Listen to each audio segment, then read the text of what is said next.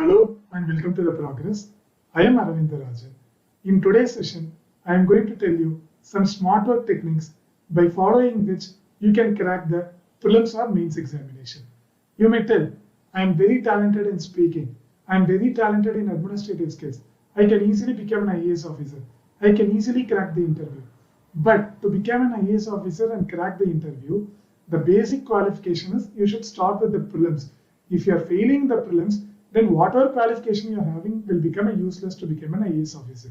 So as a first step, you have to clear prelims, then mains, then your interview, then the result will be there. So I will tell you what is the smart way techniques to approach the prelims and mains. Why I am telling smart way techniques? Why I am not telling hard way techniques means, like for example, if 10 lakh people are attending the civil services prelims examination, out of this, like more than 60 to 70% of the percentage are not qualified in the prelims examination. They are failing.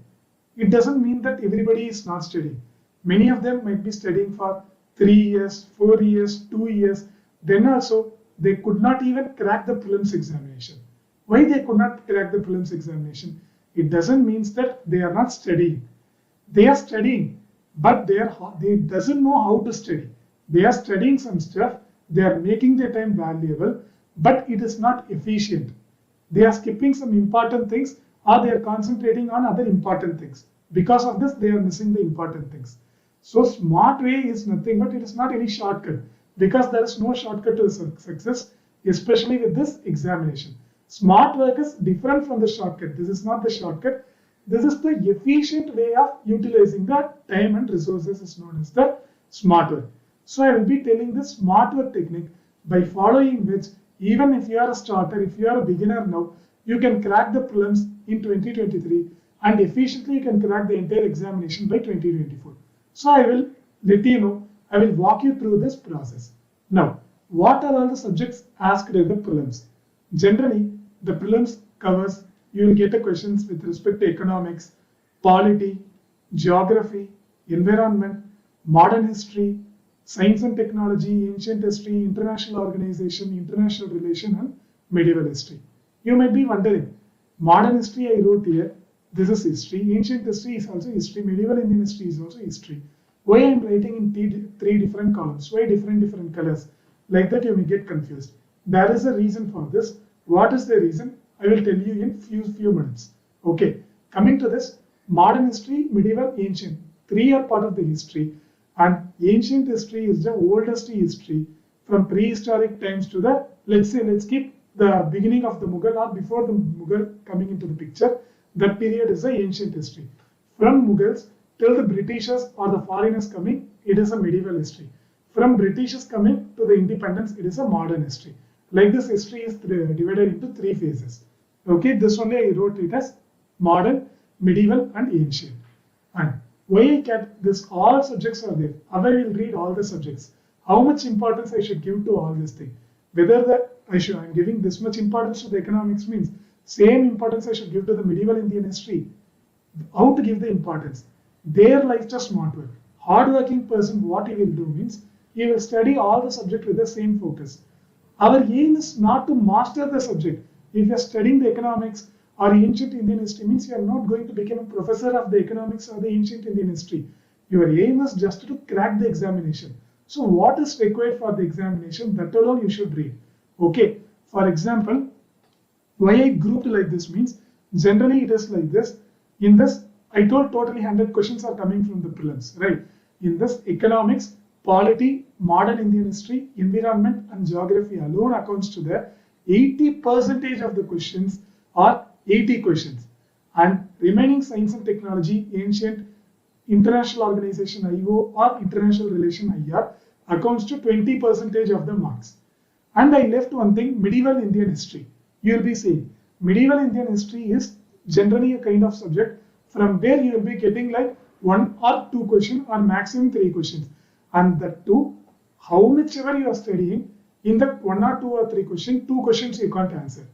For this, you have to study months to prepare medieval Indian history for 3 questions. Even after that, also you can't answer the 3 questions properly. Nothing is guaranteed. So it is a waste of time. If you are having a lot of time, you can study, you can master it. but we want to clear the exam smartly, means it is better to avoid this medieval history because cost to the benefit is very less.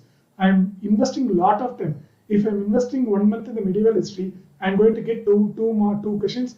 Even out of the 2 questions, 1 question I don't know because the question will be like that. But if I'm investing same 1 month in the economics, 10 questions are guaranteed. See the cost to benefit analysis. So generally in my preparation, I left the medieval Indian history.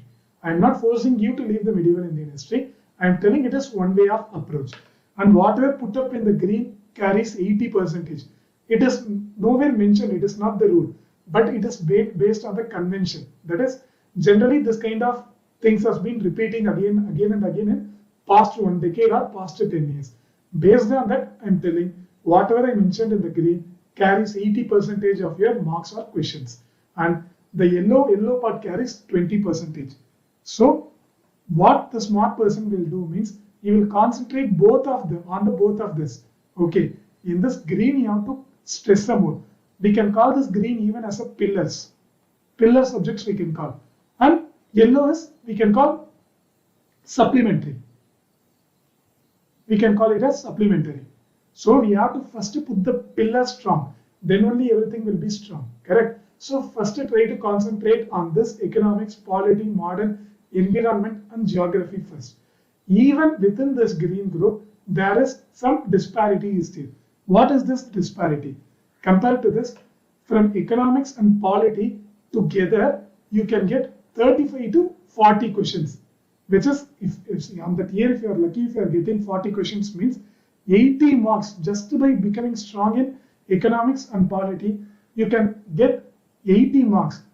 Generally, the cutoff will be in the range of 95. Just by studying 2 subjects, 80 marks. I'm not telling extreme, 80 is extreme, 35 is extreme. I'm not talking. Generally, it will be in the range of 35 to 40. But it has a more weightage. 35 or 40, it is having a more weightage. So economics and polity together, you can definitely get the question like this in the range of 18 questions you can definitely get. And with respect to the history, not all the history is important. For example, here we wrote green modern history, yellow ancient history and orange medieval history. And with all this history, art and culture happened during this period. Suppose Taj Mahal constructed during Shah Jahan period means it is a medieval history, correct? Like this, if some British built some church means that is the architecture of the modern history. And in the ancient history during Chola period, something is built means that is the ancient art and culture of the ancient. So by studying this history, parallelly we should study the art and culture related to this period. That is also part of this. Modern history means modern history plus art and culture related to modern history. Similarly with ancient India and similarly with the medieval.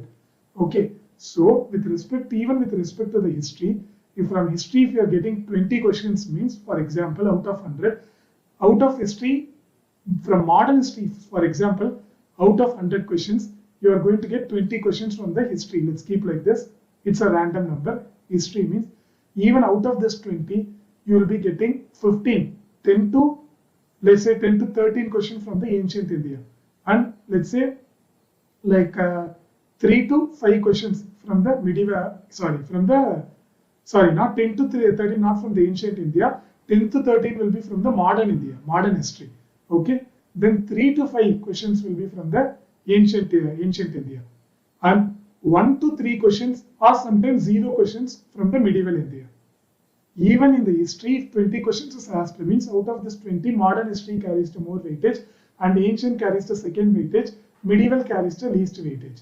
So even with respect to history, there is no need to study all the history, only ancient history and modern is more than sufficient. Then there is one more history I doesn't mention, that is world history.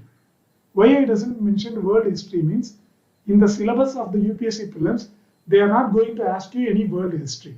World history is not part of your prelim syllabus, but world history is part of your main syllabus. In general studies paper, you are having world history as a separate thing. So with respect to the prelims, no need to study the world history. They won't ask the question in the prelims with respect to the world history. Okay, so this green carries more weightage, yellow carries second weightage, and it is better to leave the red for your betterment. But if you want to study, you are free to go and you can study. And even within the green, there is disparity that economics and polity is going to carry a huge weightage, and environment and geography towards together going to carry 20-30 marks. Most of the time, environment and geography question will be intermingled because it is the intermingled subject. Geography and environment we can separate, but most of the people see this together. So this is most important area. And nowadays climate change happening, the world's burning topic is climate change. So the environment and geography is becoming more important topics. And coming to the history, in history, modern history carries 10 to 15 marks. So try to concentrate in this way. By concentrating in this way, you can achieve. So try to concentrate more on the green, then concentrate on the yellow, then concentrate, if you want, you can concentrate on the red or leave. So this is the smart work techniques. First to complete this.